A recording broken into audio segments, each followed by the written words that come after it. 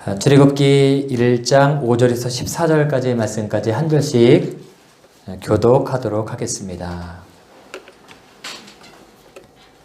제가 먼저 읽겠습니다. 야곱의 허리에서 나온 사람이 모두 70이요 요셉은 애굽에 있었더라. 요셉과 그의 모든 형제와 그 시대의 사람은 다 죽었고 이스라엘 자손은 생육하고 불어나 번성하고 매우 강성하여 온 땅에 가득하게 되었더라. 요셉을 알지 못하는 새 왕이 일어나 애굽을 다스리더니 그가 그 백성에게 이르되 이 백성 이스라엘 자손이 우리보다 많고 강하도다. 자 우리가 그들에게 대하여 지혜롭게 하자.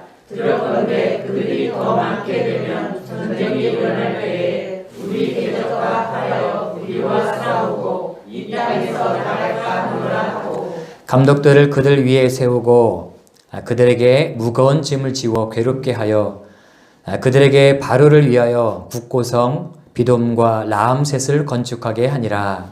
그러나 때를 갈수록 더 번성하여 퍼져나가니 애굽 사람이 이스라엘 자손을 말미암아 심심하여 이스라엘 자손에게 이를 엄하게 시켜 어려운 노동으로 그들의 생활을 괴롭게 하니 곧 흙 이기리와 벽돌 굽기와 농사의 여러 가지 일이라. 그 시키는 일이 모두 엄하였더라. 아멘. 기도하겠습니다. 살아계신 아버지 하나님 감사합니다. 오늘도 하나님 앞에 나와 예배하게 하시니 참으로 감사합니다. 하나님 예배할 수 있다는 것이 얼마나 크고 놀라운 것인지 다시 한번 깨닫게 하심을 감사합니다. 우리가 어느 곳에 있든지 어떤 상황 가운데 있든지 전심을 다하여 하나님을 예배하는 그런 예배자로 살아갈 수 있도록 역사하여 주시옵소서. 이때 우리의 높아져 있는 마음들을 낮추게 하시고 겸비함으로 하나님의 은혜를 구하게 하여 주옵소서. 하나님 이 땅을 회복시켜 주시옵소서. 이 땅에 온 교회가 우리의 죄를 먼저 주 앞에 낱낱이 고백하고 다시 십자가로 복음으로 돌이키는 은혜의 시간이 되게 하시며 첫사랑의 감격이 회복되고 하나님의 영광을 선포하는 주님의 거룩한 몸된 교회가 되도록 주님 역사하여 주시옵소서. 하나님 이 땅에 있는 많은 성도님들 특별히 하나님 두려움에 빠지지 않게 하시고 담대한 마음 허락하여 주시옵소서. 주께서 주시는 담대함으로 세상을 치유하고 회복시키는 일에 쓰임받을 수 있도록 역사하여 주시옵소서. 두려움에 빠져있는 많은 사람들에게 하나님의 복음을 온전히 증거하게 하시고 한 사람 한 사람들을 믿음으로 평안으로 이끌 수 있는 축복의 통로가 되게 하여 주시옵소서. 코로나 바이러스의 확산을 막기 위해서 노력하고 있는 정부와 관계부처 가운데 지혜를 주시고 현장에서 뛰고 있는 많은 의료진들이 있습니다. 하나님 그들에게 힘을 주시고 능력을 주시고 담당할 수 있는 그런 은혜를 베풀어 주시옵소서. 이 일들로 인하여 경제적으로 어려워하는 사람들이 많이 있습니다. 그들을 위로해 주시고 살 길을 열어주시길 간절히 기도합니다. 무엇보다 어린아이 그리고 노약자들 하나님 주께서 붙잡아 주시어서 강건케 하셔서 이 시간들을 넉넉히 넘어갈 수 있도록 은혜를 베풀어 주시옵소서. 신천지와 같은 이단들의 악한 교만한 모든 쌓아놓았던 모든 탑들이 무너지게 하시고 모든 것들이 밝혀지게 하여 주시옵소서. 하나님의 백성들을 미혹하는 모든 이달의 세력들이 떠나가게 하시고 하나님의 교회들이 이때에 평안하여 든든히 서가고 다시 한번 부흥을 노래할 수 있는 그런 은혜를 허락하여 주시옵소서. 하나님 아름다운 교회를 세우신 주님 감사합니다. 이 교회에서 드리는 예배가 멈추지 않게 하시고 주님 오시는 그날까지 첫사랑의 감격을 붙들고 믿음으로 달려갈 수 있는 거룩한 교회가 되게 하여 주시옵소서. 이 시간 하나님의 말씀을 듣습니다. 말씀을 듣는 우리에게 우리의 마음이 열려지게 하시고 귀가 열려지게 하시고 들을 수 있는 귀가 열려지게 하여 주시옵소서. 이 시간에 함께 예배하는 성도님들 그리고 인터넷으로 함께 예배하는 모든 성도들에게도 하나님께서 동일한 은혜를 주시길 간절히 소망하오며 거룩하신 예수님의 이름으로 기도하옵나이다. 아멘. 할렐루야. 아멘. 하나님이 우리와 함께 하십니다. 아멘. 오늘 예배는 너무 은혜롭습니다. 네. 아마 인터넷으로 예배하시는 성도님들도 너무 은혜로울 거라고 생각이 들어요. 개인적으로 하나님께서 저에게 넘치는 이런 은혜를 많이 허락해 주시는 것 같은 귀한 시간입니다. 여러분들 가운데도 하나님께서 풍성한 은혜를 허락하시는 줄로 믿습니다. 하나님께서 우리와 언제나 함께 하심을 기억하면서 믿음으로 승리하시길 주의 이름으로 축복합니다. 이 시간에 자기 자신을 토닥토닥거리시면서 토닥이시면서 하나님이 나와 함께 하십니다. 고백해 보시겠습니다. 하나님이 나와 함께 하십니다. 아멘. 3월이 되었습니다. 3월의 첫 주이고요. 오늘부터 영광을 위한 순례의 길이라는 큰 주제로 출애굽했던 이스라엘 백성들의 그 출애굽 여정을 통해서 함께 은혜를 나누도록 하겠습니다. 오늘은 그 첫 번째 시간으로 축복의 디딤돌이라는 말씀의 제목으로 함께 말씀을 나누도록 하겠습니다. 한 어부가 두 아들을 데리고 바다에 고기를 잡으러 갔습니다. 그런데 갑자기 비바람이 불고 파도가 높아지기 시작했어요. 거친 파도와 사투를 벌이던 중 어느덧 캄캄한 밤이 되었고 방향마저 잃어버리고 표류하고 있었습니다. 캄캄한 밤에 뱃머리를 어디에 돌려야 할지 알 수 없는 상황이었어요. 이대로 가면 배는 파손하게 될 것이고 아버지와 두 아들은 죽을 수밖에 없는 절망적인 상황에 처해 있었습니다. 이들이 이렇게 위태로운 상황에 놓여 있을 때 사랑하는 아내는 바닷가에 와서 사랑하는 남편과 두 아들이 무사귀환하도록 기도하고 있었습니다. 그런데 갑자기 해변가 저 멀리에 있는 자신의 집에 불이 난 것을 발견을 하게 돼요. 허겁지겁 달려가서 불을 끄려고 했지만 불은 이미 삽시간에 번져서 집이 다 불타버리고 말았습니다. 엎친데 겹친다 라는 말이 있죠. 사랑하는 남편과 두 자녀는 생사를 알 수 없는 상황이고 집에 홀로 남겨져 있는 자신, 그 집마저 불타버린 이런 상황입니다. 얼마나 힘들고 어렵겠어요. 그래서 아내는 자신이 처한 상황이 너무 힘들고 어려워서 절망하여서 통곡하면서 울고 있었습니다. 한참을 울었어요. 얼마나 시간이 지났는지 모르겠는데 놀라운 일이 벌어지기 시작했습니다. 생사를 알 수 없었던 남편과 두 아들이 집으로 터벅터벅 무사히 돌아오고 있었던 것이었어요. 부인은 남편과 두 아들이 돌아오는 것을 너무 감사했겠죠. 감사하는 마음이 있었지만 한편으로는 다 타버린 이 집 때문에 마음이 너무 아팠습니다. 그리고 입을 열어서 남편에게 이렇게 이야기를 했어요. 여보, 우리 집이 다 불타서 다 없어져 버렸어. 어떡하면 좋아? 라고 이렇게 이야기를 한 것입니다. 그러자 남편과 두 아들은 하늘을 향해 두 팔을 벌리고 이렇게 기도를 했다라고 합니다. 오 하나님 감사합니다. 우리 집에 불이 나지 않았더라면 우리는 저 어둠 속에서 육지를 찾지 못해 지금쯤 바다에서 죽었을 것입니다. 라고 기도를 했다는 것입니다. 그리고는 아내에게 이렇게 설명을 했다는 것이에요. 캄캄한 바닷가였습니다. 앞이 보이지 않는 상황이었어요. 절망적인 상황이었습니다. 이제는 죽었구나 하는 상황이었어요. 그런데 갑자기 저 멀리 희미한 불빛이 보이기 시작한 거예요. 그런데 희미한 불빛이 갑자기 횃불처럼 점점 타오르기 시작하는 것입니다. 그리고 그 불빛을 보고 또 노를 저어온 것이에요. 그랬더니 어디예요? 네, 집이 있는 곳으로 다다르게 되었다라는 것입니다. 만약에 자신의 집이 불타지 않았다면 이 남편과 두 아들은 죽을 수밖에 없는 상황이었어요. 그런데 집이 불탐으로 말미암아 남편과 아들이 무사히 귀환할 수 있는 그런 은혜를 경험하게 된 것이죠. 이 이야기가 실제 있었던 이야기인지 아니면 만들어낸 이야기인지는 잘 모릅니다. 그러나 분명한 것은 우리가 이 이야기를 통해서 우리가 깨닫게 되는 교훈이 있다는 것이에요. 하나님의 자녀인 우리들의 삶 속에서 일어나는 그 어떤 환난과 시련도 오히려 우리에게 은혜와 큰 구원의 사건이 될 수 있다는 것입니다.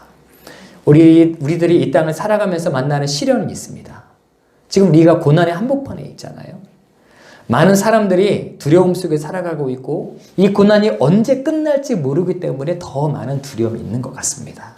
그러나 하나님의 자녀들인 우리들이 겪게 되는 고난과 시련도 이 모든 것이 하나님의 역사 가운데 있다는 것을 우리는 기억해야 합니다. 우리들은 하나님의 섭리의 도구가 우리라는 것을 반드시 기억해야 한다는 것이죠. 오늘 말씀은 바로 이 부분을 우리에게 말씀하고 있습니다. 우리에게 다가오는 고난이 우리의 삶 속에 어떤 은혜를 주는지에 대해서 깨닫게 하시는 그런 말씀입니다. 제가 2018년도에 창세기 강의를 했습니다. 그리고 창세기 마지막 부분은 이렇게 끝나게 돼요. 애굽으로 팔려갔던 요셉은 애굽의 2인자가 되죠.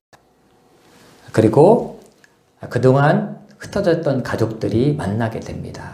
아버지 야곱과 그리고 두 형제들과 흩어져 있던 형제들과 함께 만나게 되죠. 그리고 시간은 흘러서 아버지가 먼저 세상을 떠납니다. 야곱이 돌아가시고, 그리고 창세기 마지막 장 50장의 마지막은 이렇게 끝나게 됩니다. 요셉이 형들보다 먼저 죽게 돼요.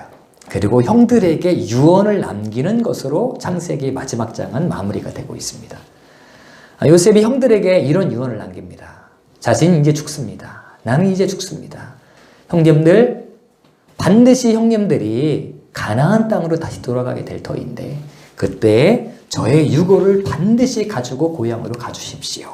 라는 마지막 유언을 남기는 것이 창세기 50장의 마지막 부분이에요. 그리고 창세기에서 출애굽기, 오늘 읽은 본문 말씀으로 넘어오게 되죠. 창세기에서부터 출애굽기까지, 쓰여지기까지는 약 400년이라는 기간이 흐르게 됩니다. 시간이 흐르게 돼요. 야곱과 함께 애굽으로 내려간 70명의 가족들은 생육하고 번성하여서 약 200만이나 되는 큰 민족으로 번성하게 됩니다. 그런데 성경이 여기에서 끝나면 얼마나 좋겠어요. 이스라엘의 백성들이, 야곱의 자녀들이 70명이 애굽으로 왔다가 번성하여서 200만이나 되었더라. 그리고 하나님을 잘 믿고 잘 살았더라. 이렇게 끝마치게 되면 얼마나 좋겠어요. 해피엔딩이죠. 그런데 성경은 그렇게 끝나고 있지 않다라는 것입니다. 이스라엘 백성들이 큰 민족이 되었는데 그때부터 고난이 닥치기 시작했다라고 오늘 읽은 본문 말씀에는 말을 하고 있어요. 오늘 말씀은 이스라엘 백성들이 당해야 됐던 고난이 얼마나 힘들고 얼마나 어려웠던지 그들이 처해있던 상황을 반복적으로 고난과 관련되어 있는 여러 가지 단어들을 통해서 반복적으로 사용하면서 그들이 얼마나 어려운 상황 속에 처해 있는지를 말씀을 하고 있습니다. 오늘 읽은 본문의 말씀 11절부터 14절까지의 말씀입니다. 우리 한 절씩 교독을 해보도록 하겠습니다. 감독들은 그들 위에 세우고 그들에게 무거운 짐을 지워 괴롭게 하여 그들에게 바로를 위하여 국고성 비돔과 라암셋을 건축하게 하니라. 그러나 때를 가실수록 더 번성하여 전쟁하니 애굽 사람이 이스라엘 자손으로 말미암아 비신하여 이스라엘 자손에게 이를 엄하게 시켜 어려운 노동으로 그들의 생활을 그렇게 하니 곧 그 비리기와 벽돌기와 농사의 여러 가지 일이라 그 시키는 일 모두 엄하였다. 아멘. 11절부터 14절까지요. 이스라엘 백성들이 당했던 고난을 우리가 짐작할 수 있는 용어들이 계속해서 반복해서 나오고 있습니다. 11절에는 무거운 짐, 괴롭게 라는 단어가 나오고요. 12절은 학대를 받을수록, 13절은 일을 엄하게 시켜, 그리고 마지막 14절은 어려운 노동으로 그들의 생활을 괴롭게 하니 시키는 일이 모두 엄하였더라 라고 계속해서 반복해서 말씀을 하고 있습니다. 이스라엘 백성들이 얼마나 힘들고 어려운 시간을 지냈는지 우리가 짐작할 수 있는 그런 말씀인 것이죠. 애굽의 바로 왕은 이스라엘 백성들이 강해지는 것에 위기의식을 느꼈습니다. 이스라엘 백성들이 점점 강해져서 애굽 땅을 점령하지 않을까 걱정한 것이 아니라 성경에서 봅니까요? 이스라엘 백성들이 점점 강성하여져서 이 애굽 땅을 잘 탈출할 것을 걱정했던 것입니다. 왜 그러냐? 그때 당시에 애굽 바로 왕이 애굽 땅에 여러 가지 공사들을 하고 있었어요. 그런데 그 공사들에 누가 투입되게 됐냐면 바로 이스라엘 백성들이 투입되게 된 것입니다. 그런데 만약에 이스라엘 백성들이 떠나가게 된다면 그 일을 누가 감당을 하겠어요? 노동력 감소가 우려가 됐던 것이죠.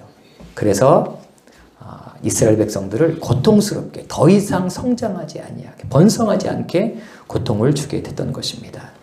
이스라엘 백성들이 감당해야 됐던 일들이 성경에 나와 있는데요. 이스라엘 백성들의 원래 직업이 무엇이었습니까? 목축업을 하는 사람이었죠. 그런데 새로운 왕이 등극하면서 이 목축업을 하는 이 목자들에게 무슨 일을 시키기 시작했냐면 국고성을 짓는 일명 막노동을 시키기 시작한 것이죠. 국고성은 군대들의 식량과 무기 등을 비축해 놓는 창고입니다.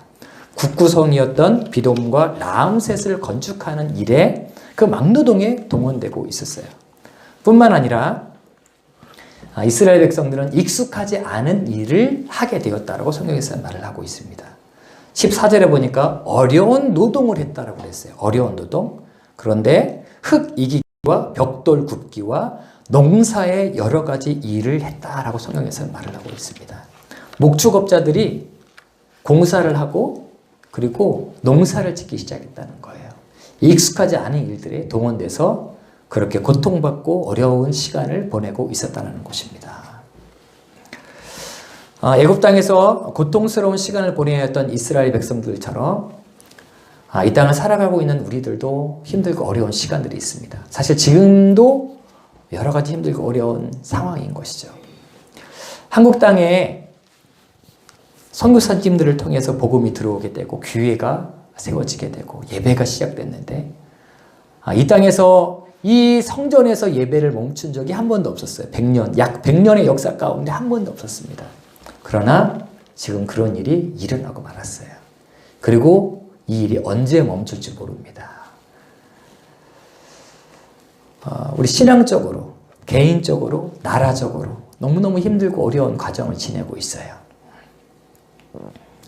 사실 우리의 삶 속에 왜 이런 일들이 일어났는지 우리는 잘 알지 못합니다. 이해할 수가 없습니다. 그러나 분명한 것은 이 고난마저도 하나님의 놀라운 역사 가운데 속해져 있다는 것입니다. 그리고 분명히 하나님의 섭리가 이 역사 가운데 숨겨져 있다는 거예요. 우리는 하나님의 선하신 뜻이 무엇인지 아직까지는 깨닫지 못합니다. 그러나 시간이 지나면 하나님께서 왜 이 일을 행하셨는지를 우리가 알게 될 것이에요. 그것을 어떻게 짐작할 수 있냐면 오늘 읽은 본문의 말씀 이스라엘 백성들의 그 역사를 보면 우리가 알 수 있게 되는 것입니다. 사실 이스라엘 백성들이 살고 있었던 땅은 굉장히 좋은 땅이었어요. 애굽 땅 중에서도 굉장히 비옥한 땅이었습니다. 뿐만 아니라 그들은 그곳에서 편안하게 살고 있었어요. 지금까지. 애굽 땅은 피라미드와 스핑크스를 만들 정도로 과학과 기술이 발달되어 있었던 곳이었고요. 당시 근동의 패권을 가지고 있었던 나라였기 때문에 그 어느 나라도 애굽을 침범할 수 없었습니다. 편안하게 잘 살 수 있다는 뜻이었어요. 이스라엘 백성들은 그렇게 살아갈 수 있었습니다. 그런데 그들은 그곳에서 나와야 됐어요. 왜일까요? 우리의 생각 같아서는 주님 이렇게 편안하게 오래오래 살고 싶어요 라고 생각하고 싶어요. 그런데 하나님께서는 이스라엘 백성들을 그 땅에서 살게 하는 것이 아니라 출애굽을 시키셨습니다. 왜냐하면 그곳은 죄악이 있는 땅이었기 때문이에요.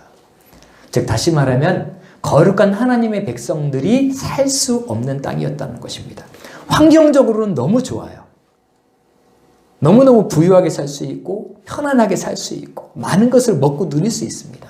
그러나 신앙적인 면에서 보면 영적으로 어두운 땅이 바로 그 땅이었던 것입니다.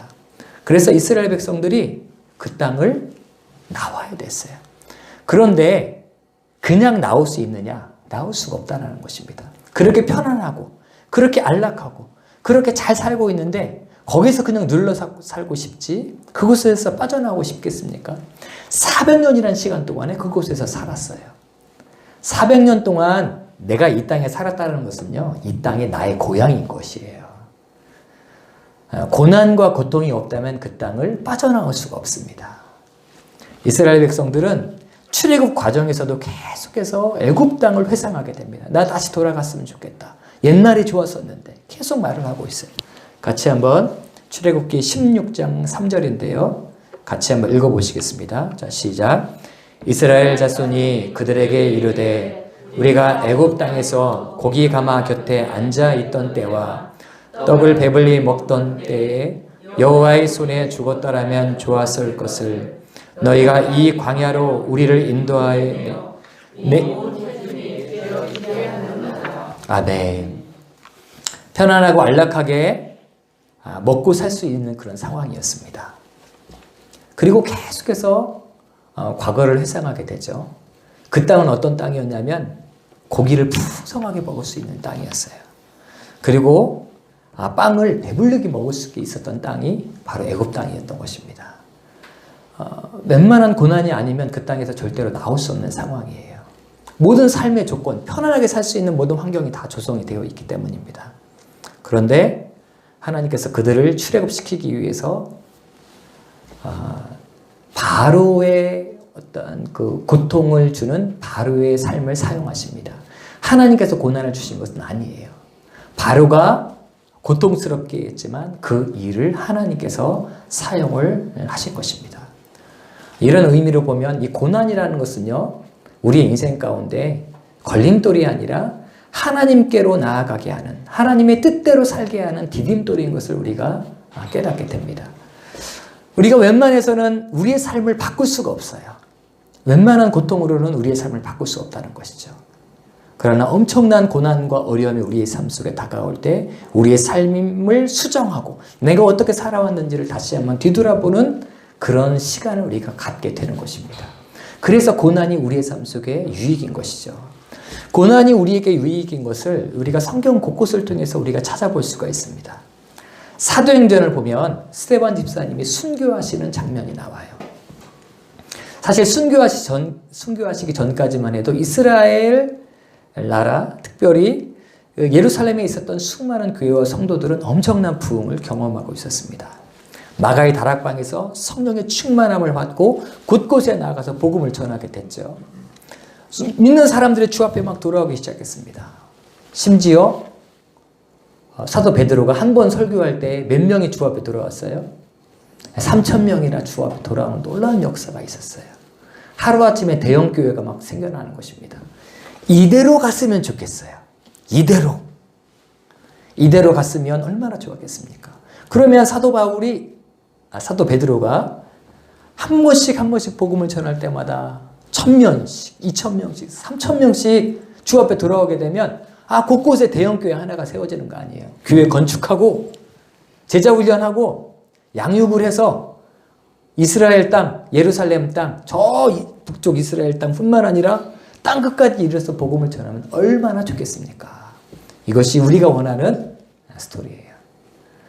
그런데 한참 부흥이 가고 있었을 때에 스데반 집사님께서 순교하시게 됩니다. 그런데 순교하시는 사건으로 끝나는 것이 아니라 순교하는 사건을 통해서 예루살렘 교회에 엄청난 박해가 시작됐다라고 성경에서는 말을 하고 있어요. 우리 함께 같이 읽어보시겠습니다. 자, 시작. 사울은 그가 죽임 당함을 마땅히 여기더라.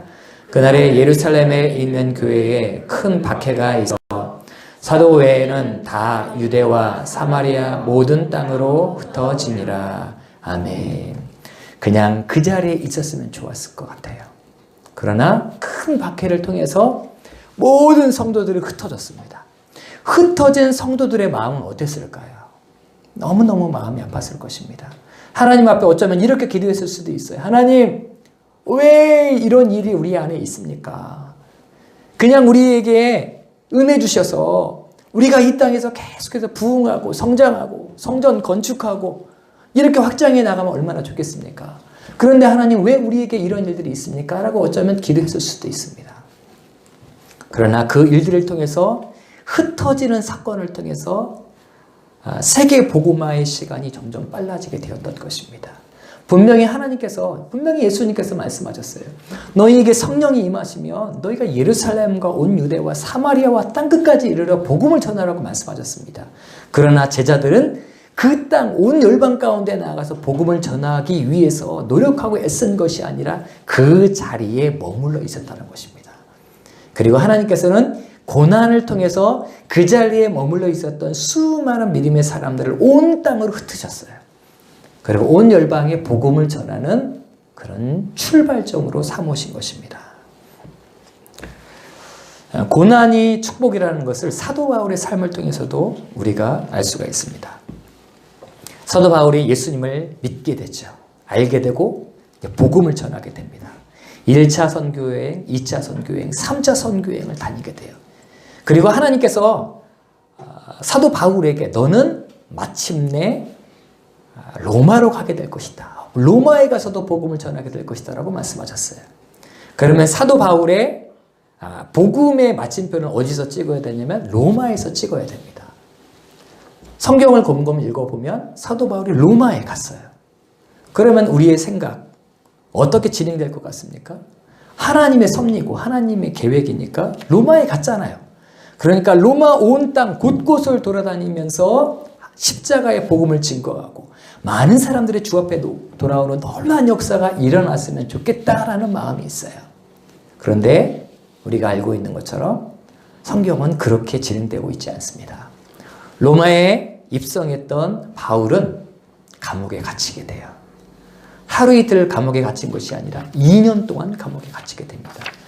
시간 낭비 아니겠어요? 2년 동안 로마에 곳곳을 돌아다니면서 복음을 전하면 얼마나 좋겠습니까? 그런데 하나님께서는 그렇게 인도하시지 않으셨다는 것입니다. 사도 바울에게는 고난의 시간이었어요. 감옥에 갇혀있는 그 2년이라는 시간이 너무 힘들었을 것입니다. 그런데 참으로 감사한 것은 사도 바울은 그 고난의 옥에 갇혀있을 때에 옥중서신을 쓰게 됩니다. 에베소서, 빌립보서, 골로새서, 빌레몬서가 바로 옥중에 갇혀있는 그 2년 동안 쓰여지게 됐다는 것을 우리는 기억해야 돼요. 만약에 그 고난의 시간이 없었다면 어쩌면 이 성경은 우리의 손에 들려지지 않았을 수도 있는 것입니다. 고난의 축복이라는 것은 사도 요한의 삶을 통해서도 우리가 깨달을 수가 있어요. 제자들 중에서 순교를 당하지 않은 유일한 제자 한 사람이 있습니다. 누구죠? 사도 요한입니다. 사도 요한은 순교를 당하지 않았어요. 그는 백발이 될 때까지 주의 영광을 위해서 계속해서 복음을 전했습니다. 복음을 전하고 예수와 복음을 위해서 살아가신 거예요. 그런데 그의 노년에 그는 갑자기 감옥에 갇히게 되었어요. 아니 예수와 복음 위해서 노년이 될 때까지 쉬지 않고 달려오면서 복음을 전했잖아요. 그러면 하나님 이제 노년이 되었으니 이제 조금만 편히 쉬게 해주십시오. 이렇게 편히 쉬다가 하나님께서 오실 때 기쁨으로 하늘나라에 가면 얼마나 좋겠어요. 그런데 사도 요한은 감옥에 갇히게 됩니다. 그의 노년에. 그 시간이 힘들고 어려운 시간이었죠. 아마 쉽지 않은 시간이었을 것입니다. 그런데 이 안에도 하나님의 놀라운 섭리가 숨겨져 있었다는 것이에요. 사도 요한이 그 감옥에 갇혀있는 그 시간 동안에 무엇을 쓰게 되냐면 요한계시록을 쓰게 됩니다. 반모섬에서 요한계시록을 쓰게 되죠. 그리고 그 고난의 시간을 통해서 귀한 축복의 요한계시록이 우리의 손에 들려지게 되는 것입니다. 우리에게 많은 고난이 다가올 때가 있습니다. 그리고 한국 땅은 지금 고난의 때를 지금 지나가고 있어요. 언제 끝날지 잘 알지 못합니다. 얼마나 고통스러울지는 잘 알지 못해요. 그것은 하나님만이 알고 계십니다. 그러나 분명한 것은 우리가 확실히 할 수 있는 것은 이 모든 것을 주관하고 계시는 분이 하나님이시라는 것입니다. 그리고 이 고난마저도 하나님의 섭리를 위해서 사용하실 것입니다. 그렇기 때문에 우리가 이 시간을 두려워하는 마음으로 지내는 것이 아니라 하나님 앞에 이렇게 기도하셨으면 좋겠어요. 하나님, 이 시간을 통해서 하나님의 섭리가 드러나게 하시고 하나님의 뜻이 드러나게 하여 주옵소서. 우리가 두려워하는 중에 주님을 따르지 않게 하시고 담대하게 우리가 기도하면서 하나님 이 고통 중에 있을지라도 하나님의 뜻을, 하나님의 섭리를 이루는 곳에 우리가 쓰임받을 수 있도록 주님 역사하여 주시옵소서. 우리가 이렇게 기도하셨으면 좋겠습니다. 지지난주에 아프리카 모잠비크에 말라위 있죠. 최성우 선교사님께서 들어오셨어요. 그런데 최성우 선교사님께서 예전에 이런 말씀을 하신 적이 있었습니다. 아프리카에 계실 때 저랑 종종 통화를 했거든요. 통화를 할 때 이렇게 얘기하셨어요. 1년에 한 번씩 들어오시는데 들어오실 때마다 교회를 찾고 그리고 불러주시는 성도님들과 함께 만나면서 후원자들이 막 불같이 일어난다는 것입니다. 한 번 오셔서 돌아가시면 교회에서도 후원해 주시고 개인적으로도 후원해 주시는 사람들은 막 일어난다는 거예요. 그런데 시간이 지나면 지날수록 6개월이 지나고 그리고 9개월이 지나고 시간이 지나면 지날수록 후원해 주시는 분들이 한 분, 두 분 이렇게 사라지게 된다는 것이에요. 그래서 어쩔 수 없이 1년에 한 번씩 들어오신다는 것입니다. 물론 여러 가지 일정들을 감당해야 되겠지만 들어오셔서 후원자들을 일으키셔야 돼요. 그래야 그곳에서 선교의 사명을 감당할 수 있는 것입니다. 그런데 이번에 들어오시자마자 무엇이 발생이 됐어요? 코로나가 지금 우리나라가 온 나라에 지금 뒤덮고 있잖아요. 교회에서 불러주지 않고 있고 성도들을 만날 수 있는 상황이 아닌 것입니다. 마음속에 이런 마음이 드는 거예요. 아니 곧 나가야 되는데 빨리 교회를 둘러보고 나를 만나길 원하시는 분들 한 분 한 분을 찾아가서 그분들에게 하나님의 마음을 흘려보내고 그분들이 선교의 후원자로 기도의 후원자로 세워야 되는데 아무도 만날 수 없을 것만 같은 이런 상황인 것입니다. 마음에 답답함이 있어요. 그런데 이번에 들어오셔서 이제 어제 그제 저랑 통화를 했습니다. 그런데 이런 고백을 하시더라고요. 개인적으로는 솔직히 힘든 시간이라는 것입니다. 약간 다급하기도 하고 후원자를 세워야 되는데 어떻게 하지? 올 한 해 누구의 후원을 통해서 또 올 한 해를 사역을 하나 이런 마음이 막 다가오기 시작하더라는 것이. 그런데 하나님께서 갑자기 이런 마음을 주시더라는 것입니다. 너의 선교의 사역은 누가 하는 것이냐? 사람의 도움으로 하는 것이냐? 아니면 나의 도움으로 하는 것이냐? 사람의 후원으로 선교를 하는 것이냐? 아니면 나의 도움으로 후원을 하는 것이냐? 라는 하나님의 음성이 마음에 들려지더라는 것입니다. 그러면서 자신의 삶을 다시 한번 돌이키게 되었다는 것이에요. 사람을 의지하는 것이 아니라 하나님을 의지해야 되겠구나. 선교의 모든 것이 하나님의 고난 가운데 달려있구나 라는 것을 다시 한번 붙잡게 되었다는 것입니다. 우리도 마찬가지라고 생각합니다. 우리가 살아가는 모든 것 사람의 힘과 능력으로 살아가는 것이 아니라 하나님의 힘으로 살아가는 것을 다시 한번 깨닫게 되는 시간입니다. 고난을 통해서 하나님께서 우리에게 주시는 유익이 있습니다. 여러분들 마지막으로 이 말씀 함께 읽으시고 함께 기도하는 시간 갖도록 하겠습니다. 함께 읽겠습니다. 시작. 고난 당하는 것이 내게 유익이라. 이로 말미암아 내가 주의 율례들을 배우게 되었나이다. 아멘. 고난 가운데 하나님의 섭리가 심겨져 있습니다. 우리의 삶을 통해서 그 일이 이루어지도록 주님 기도하시고 이 시간 부흥이란 찬양을 함께 하겠는데요. 지금 상황에서 가장 필요한 찬양이라고 생각합니다. 하나님, 이 땅의 황무한 이 땅을 보시옵소서. 하나님은 긍휼을 베푸시는 하나님이라고 말씀하셨는데 하나님 우리 안에 죄가 있다면 그 죄를 용서하시고 이 땅을 고쳐주시옵소서. 이 땅에 무너진 기초가 다시 한번 쌓여지게 하시고 이 땅에 있는 모든 우상들 하나님이 아닌 다른 것들 높아져 있던 모든 것들이 무너지게 하시고 하나님 다시 한번 부흥의 불길이 타오르게 도와주시옵소서. 한국 땅에 있는 수많은 교회들 가운데 하나님 부흥을 주시고 다시 한번 겸손하게 하나님께서 우리에게 맡겨주신 사명들을 감당할 수 있는 그런 은혜를 주님 다시 한번 베풀어 주시옵소서. 이 시간 우리 함께 이 찬양하신 다음에 함께 동서로 기도하는 시간.